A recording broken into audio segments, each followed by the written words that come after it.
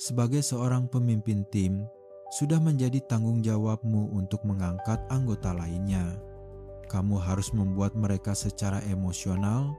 Ingin menjadi lebih baik, kamu harus membawa mereka ke ruang emosional di mana mereka bangun setiap pagi dengan dorongan untuk menjadi versi terbaik dari diri mereka sendiri. Dan dalam latihan bagi saya itu adalah kesempatan untuk memacu mereka untuk menantang mereka. Dan disinilah kamu harus mengenal rekan satu timmu. Karena jika sudah larut malam dan kami baru saja bermain berturut-turut dan kami ada latihan keesokan harinya, saat kami muncul, orang-orang tidak merasa ingin menjalaninya, tidak merasa ingin berlatih penting untuk mengenal masing-masing dari mereka secara individu, secara pribadi. Karena dengan begitu kamu tahu saraf apa yang harus disentuh. Dan jika latihan lebih intens dan lebih keras daripada pertandingan ketujuh final, dan pertandingan ketujuh itu akan menjadi mudah. Tetapi jika tidak, maka saat itulah tim mulai menyerah dan runtuh saya. Pikir cara terbaik untuk membuktikan nilaimu adalah dengan bekerja, adalah dengan belajar, adalah dengan menyerap menjadi seperti spons. Kamu selalu ingin melampaui potensimu.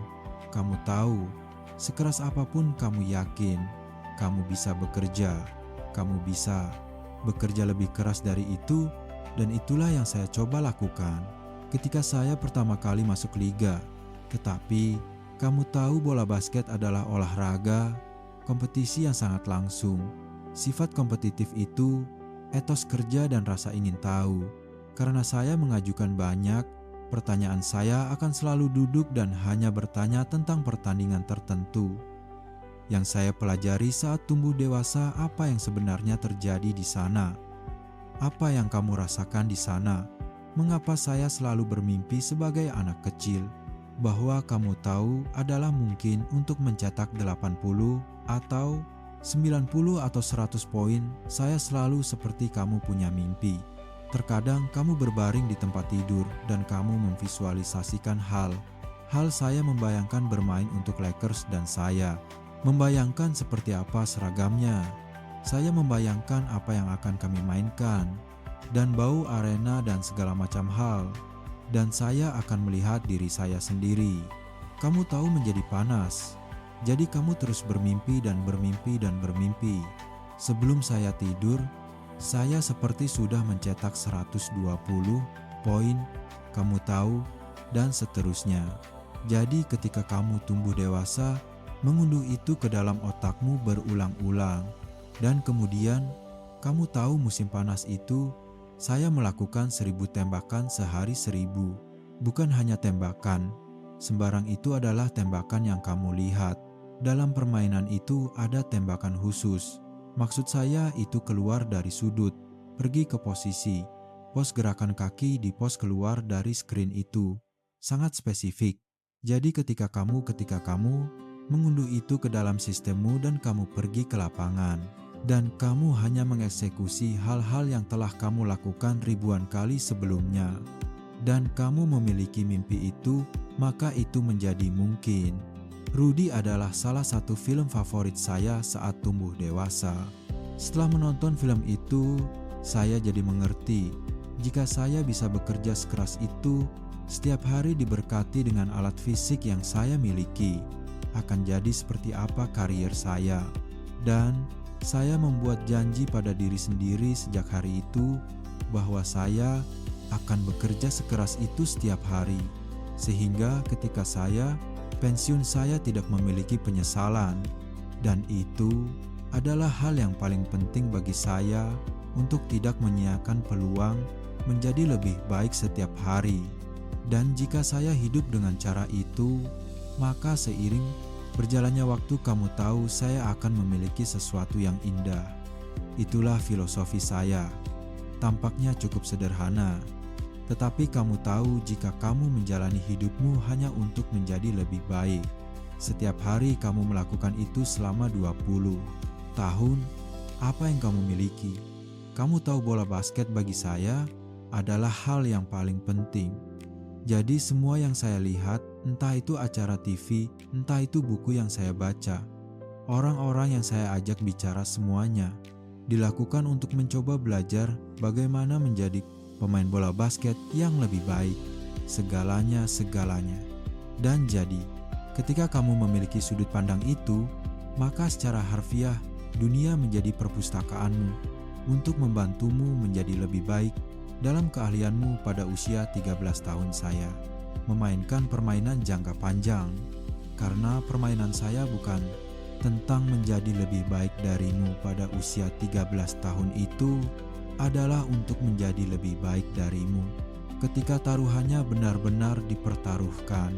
Jadi, ketika kita bermain pada usia 13 tahun, saya akan mengukurmu dan melihat apa kekuatan dan kelemahanmu. Bagaimana kamu mendekati permainan? Apakah kamu konyol tentang hal itu?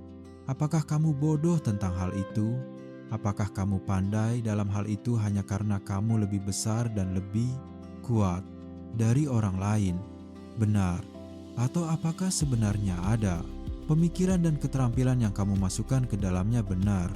Dan ketika saya bermain, saya akan bermain di kelemahan saya. Karena ketika kamu bermain bola basket musim panas, ada begitu banyak pertandingan, jadi tidak banyak latihan keterampilan yang dilakukan. Jadi kapan kamu akan menjadi lebih baik? Benar, ketika kamu bermain dalam situasi kompetisi. Kamu hanya bermain dengan kekuatanmu. Mengapa? Karena kamu ingin menang. Benar. Jadi, apa yang akan saya lakukan? Saya mengerjakan hal-hal selama pertandingan. Itu di mana saya lemah, permainan pos tangan kiri. Tembakan melompat langsung. Benar. Jadi saya punya strategi dan kemudian percepat ke waktu saya. Berusia 17 tahun dan permainan saya benar-benar matang. Dan pemain pada usia 13 tahun yang saya lihat di usia 13 tahun itu masih melakukan hal yang sama pada usia 17 tahun. Sekarang kamu punya masalah. Saya melihat banyak pemain berlibur dengan pemain lain yang merupakan teman dekat itu hanya untuk berlibur atau hanya nongkrong, sekadar nongkrong. Saya tidak pernah melakukan itu. Mengapa kamu tidak melakukan itu? Yah, karena ketika saya pensiun, saya tidak ingin harus berkata, saya berharap saya telah melakukan itu. Lebih banyak saya tidak menginginkan itu. Apa saja faktor-faktor yang kamu lihat tentang cara meningkatkan permainanmu?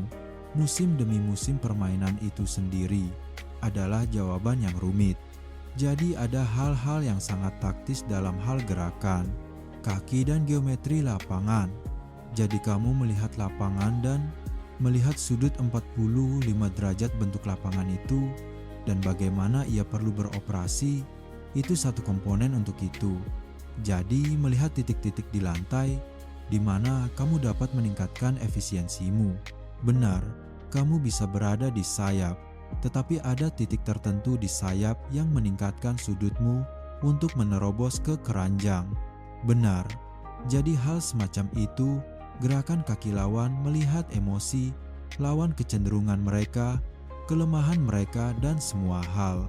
Itu memahami momentum permainan. Bagaimana menciptakan pergeseran momentum. Dari mana pergeseran momentum berasal semua hal semacam ini. Dan kemudian belajar di luar itu benar. Melihat industri yang berbeda, melihat konduktor, melihat penulis, melihat aktor dan bagaimana mereka masuk ke dalam karakter. Dan kemudian bagaimana mereka menjaga diri mereka tetap di ruang mental itu. Jadi, melihat industri yang berbeda, melihat alam itu sendiri, dan belajar dari itu, dan bagaimana kamu dapat memasukkan itu ke dalam permainan. Kawan itu banyak sekali pembelajarannya, seperti apa percakapan dengan istri dan anak-anakmu untuk mengatakan, dengar ini yang saya lakukan. Bagaimana percakapan itu berlangsung, ya dengan anak-anak itu berbeda, jadi seperti komunikasi dengan anak-anak kami adalah bahwa kamu tahu ayah bekerja keras. Ini adalah tingkat perhatian terhadap detail yang perlu kamu miliki. dalam segala hal yang kamu lakukan. Jadi itu memberi contoh hal yang sama dengan istri saya. Istri saya adalah ibu. Rumah tangga itu pekerjaan tersulit kawan. Benar, jadi dia bekerja sangat keras. Dalam hal itu, maksud saya itu kamu tahu dan jadi perhatiannya terhadap detail. Dengan itu juga merupakan contoh bagi anak-anak kami. Dan kemudian untuk istri saya itu kamu tahu dia sama kompetitifnya dengan saya. Jadi dia seperti dengar kawan. Jika kamu akan berada di luar sini, berlatih 8 jam sehari. Jika kamu akan menghabiskan 9 bulan dalam setahun jauh dari keluargamu, kamu lebih baik memenangkan kejuaraan. Tetapi itu adalah tindakan penyeimbangan. Dan itulah hal yang penting adalah memahami bahwa kita harus memiliki begitu banyak energi. Karena untuk seperti Natalia dan Gianna, ketika mereka masih bayi, terutama Natalia, karena itu sedang tahun-tahun prima, dan saya pergi latihan dan saya berlatih. Dan kamu tahu saya memainkan pertandingan, dan kamu tahu saya pulang, dan saya pegal-pegal dan saya lelah. Dan dia ingin pergi berenang. Dia ingin saya membawanya ke taman. Dia hanya ingin melompat di punggung saya, atau apapun masalahnya, kamu tidak bisa berkata saya terlalu lelah, saya akan berbaring. Itu tidak adil. Dia tidak tahu apa yang sedang terjadi. Benar, dan jika ini adalah pertandingan, kamu akan menahannya dan bermain. Saya bermain pertandingan dengan flu, saya bermain pertandingan dengan demam 102 derajat. Kawan, kamu tidak bisa melakukan itu. Sangat kuat. Kamu harus siap kawan. Seperti terkadang saya terbang kembali. Seperti saya akan memainkan pertandingan untuk tidak melewatkan ulang tahun putri. Saya akan terbang kembali, berada di sana untuk ulang tahunnya. Dan kemudian terbang kembali dengan tim. Hanya untuk memastikan saya tidak melewatkan apapun. Kamu harus memimpin dengan contoh orang tua. Kamu harus memimpin dengan contoh jika kamu ingin anakmu melakukan apapun yang ingin mereka capai dalam hidup. Kamu harus menunjukkan kepada mereka kamu tidak bisa hanya bicara. Kamu harus menunjukkan kepada mereka. Dan itulah yang saya coba lakukan, daya saing di dalam hati seperti tidak. Saya akan melakukan sesuatu dalam 20 tahun ke depan yang lebih baik daripada 20 tahun terakhir ini. Apa yang harus saya lakukan sekarang adalah memastikan bahwa orang-orang yang kami bawa masuk, orang-orang obsesif yang kami bawa masuk ini menantang diri mereka sendiri untuk melakukan pekerjaan terbaik yang mereka pikir bisa mereka lakukan. Itulah tujuan saya berada di sana, adalah agar mereka terus-menerus melihat ke cermin dan menilai diri sendiri dan menantang diri mereka sendiri. Jika kami memiliki proyek dan kamu berkata, "Oke, saya bisa melakukan itu bukan proyek yang kami inginkan. Proyek yang mengatakan, "Saya tidak tahu apakah saya bisa menganimasikan itu. Saya tidak tahu bagaimana menulis cerita itu. Saya tidak tahu bagaimana melakukan itulah hal yang kami inginkan." Karena melalui rasa ingin tahu itu, kamu mencapai tingkat yang kamu tidak berpikir itu. Mungkin bagaimana pendekatan rekrutmenmu. Jadi, jika kamu duduk dengan saya seseorang yang sangat kamu inginkan. Kamu sangat menginginkan saya di tim. Apa pendekatanmu untuk rekrutmen? Kamu ingin juara 1. Ayo bermain dengan saya. Kamu ingin juara 2. Pergi ke tempat lain. Mentalitas mamba hanya berarti mencoba menjadi versi terbaik dari dirimu sendiri.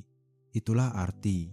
Mentalitas itu artinya setiap hari kamu mencoba menjadi lebih baik. Itu adalah pencarian konstan itu. Pencarian tanpa batas. Jadi mulai dari usia 2 tahun, ketika saya pertama kali mulai bermain permainan dan terus-menerus. Saya selalu mengajukan pertanyaan. Saya selalu mencoba menjadi lebih baik setiap hari. Pada usia 2 tahun, saya bisa mendribel bola basket.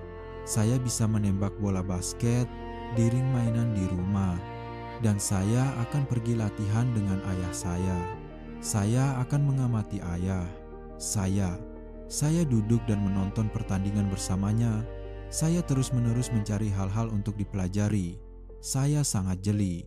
Saya pikir ketakutan terbesar yang kamu hadapi adalah dirimu sendiri, karena kamu tahu kita semua punya mimpi, dan terkadang sangat menakutkan untuk menerima mimpi yang kamu miliki, dan lebih menakutkan lagi untuk mengatakan, "Oke, saya menginginkan itu." Itu menakutkan karena kamu takut jika kamu menaruh hati dan jiwamu ke dalamnya dan kamu gagal. Lalu bagaimana perasaanmu tentang dirimu sendiri? Benar, jadi menjadi tanpa rasa takut berarti menempatkan dirimu di luar sana dan mengejarnya apapun yang terjadi. Kejarlah bukan untuk orang lain, tetapi untuk dirimu sendiri. Tujuan saya berubah secara drastis seiring bertambahnya usia, jadi seperti saat masih anak-anak saya berkata, "Saya ingin menjadi yang terbaik yang pernah ada." Benar, dan sekarang kamu menjalani hidupmu, dan semua yang kamu lakukan adalah mencoba menjadi yang terbaik yang pernah ada. Jadilah yang terbaik yang pernah ada. Jadilah yang terbaik yang pernah ada. Dan seiring bertambahnya usia kamu mulai memahami bahwa hal-hal itu adalah hal-hal yang sangat dangkal. Benar, dan setiap orang memiliki pendapat yang berbeda tentang hal itu. Tidak peduli apa yang kamu lakukan, saya bisa memenangkan 20 kejuaraan selalu. Ada pendapat tentang siapa yang terbaik, setiap orang memiliki pendapat yang berbeda. Dan jadi saya mulai benar-benar memahami. Mungkin itu bukan hal yang penting. Mungkin hal yang penting adalah bagaimana kita sebagai tim tumbuh, bagaimana saya membantu rekan tim saya menjadi lebih baik. Jadi itu adalah perubahan pertama bagi saya. Dan kemudian seiring bertambahnya usia lagi, itu menjadi lebih tentang bagaimana kamu menginspirasi orang lain. Benar, untuk menemukan diri mereka sendiri itu adalah kejuaraan. Pamungkas jadi memenangkan 5 kejuaraan itu hebat. Tim lain memenangkan kejuaraan tahun ini. Tim lain akan memenangkan kejuaraan tahun depan. Hal-hal itu datang dan pergi. Tetapi apa yang bertahan adalah bagaimana kamu menggunakan hasratmu dan menggunakan itu untuk menginspirasi orang lain untuk menciptakan hasrat mereka, dan kemudian bagaimana mereka dapat meneruskannya ke orang berikutnya. Itulah kesuksesan sejati. Mimpi itu harus murni. Saya pikir seringkali kita lahir ke dunia ini, kita sebenarnya akhirnya mundur. Dan sepertinya semakin kita dewasa, semakin bertanggung jawab mimpi kita jadinya. Dan semakin banyak batasan yang kita taruh pada diri kita sendiri dalam kemampuan kita untuk bermimpi. Jadi ini bukan masalah mendorong melampaui batasan atau harapanmu. Ini benar masalah melindungi mimpimu, melindungi imajinasimu. Itulah kuncinya. Dan ketika kamu melakukan itu, maka dunia tampak tanpa batas.